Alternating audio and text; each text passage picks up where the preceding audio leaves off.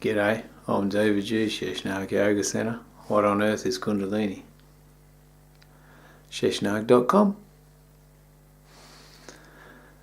This video is about new relationship paradigm, straight from the press, hot off the press, from the Om David G. School of Spiritual Neuroses. I'll talk about the old paradigm first. The last 100 years following the Great Wars, what they call great. I don't know if any war could be referred to as great myself. Drastic maybe, tragic. Nothing great about war.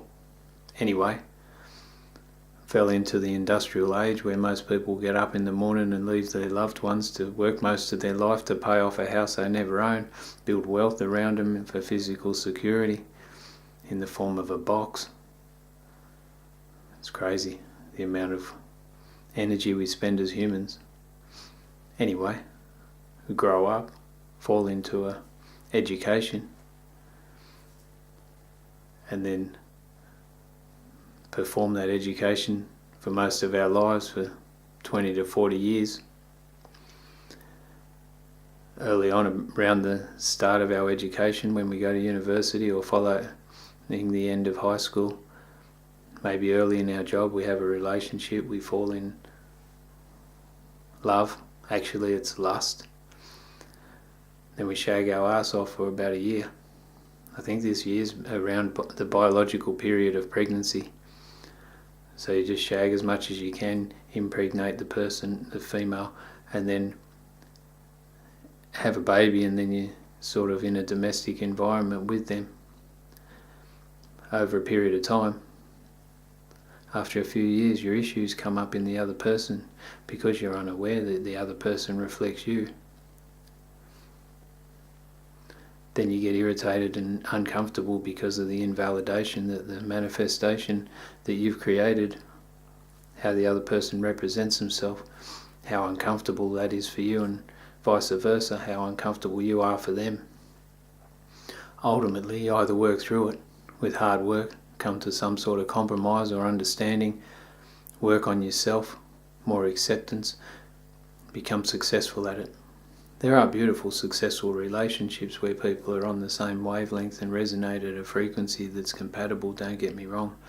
I'm talking about the ones that are more like the 50% or greater divorce rates, the standard paradigm that we have in this culture to do with relationships based around finances, unconscious domesticity, living together, not actually aware that the other person's reflected. That's the old paradigm. Normally it happens around in their 30s. The women say to the men they've had enough, they need them to do more. Nah, that's not right. That's not normal, because it's not more than average, but that situation happens. There are discrepancies, incongruences that lead to separation, lead to heartache. Also, the new period that we've stepped into is something to do with serial monogamy, where we find a partner and hang out with them for 7 to 10 years and then separate. I've participated in that paradigm. That's like the middle paradigm as we shift into a new conscious one. I'm experiencing at the moment a new conscious relationship. It's word because the word con is involved. Con comes from Greek, Latin, together, company. So the conscious relationship, I've seen it as 3 phases, parts of the experience, and I'm not through any of them yet. I'm maybe through the first stage. I think the 3 stages are conscious participation in it, for starters, knowing that holistically you've resonated at a certain frequency to attract a certain person into your life. So realizing that you're a conscious participant in this experience, then the first one is consolidation, where you sit with each other and you say, I'm with you here. And through this, ups and downs, we will be together to work through our stuff.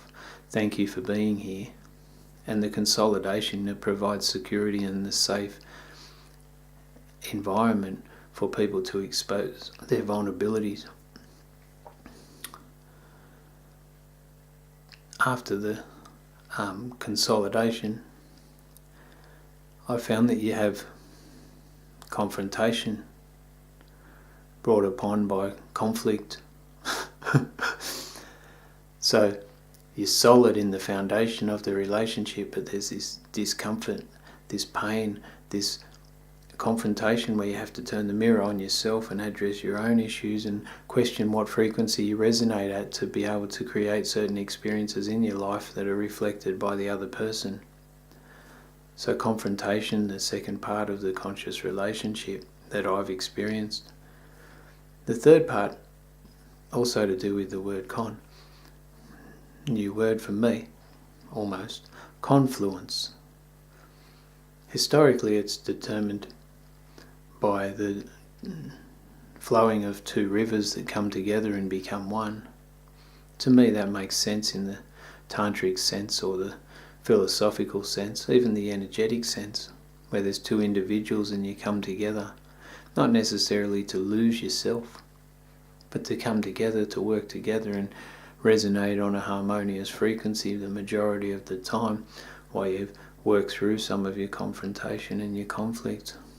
You've got a firm foundation in the consolidation, and through the confluence of your energies you go on to bigger and better things, and you harmonise yourself in that experience and uplift the other person. So it's a good experience eventually, as long as you're solid in it. Who knows how long it will last, because the river is windy. But the confluence brings together yourselves, two people, into a more holistic experience. So that's the Omji School of Spiritual Neurosis, the paradigm for the new conscious relationship: consolidation, confrontation and confluence. Hope it makes sense as we slowly work away from the old paradigm based on lust into a new paradigm, conscious experience, expression of love. Peace. Om Namah Shivaya. Sheshnag.com. Hara Hara Mahadev. Hara Hara Mahadev. Hara Hara Mahadev. Share the world.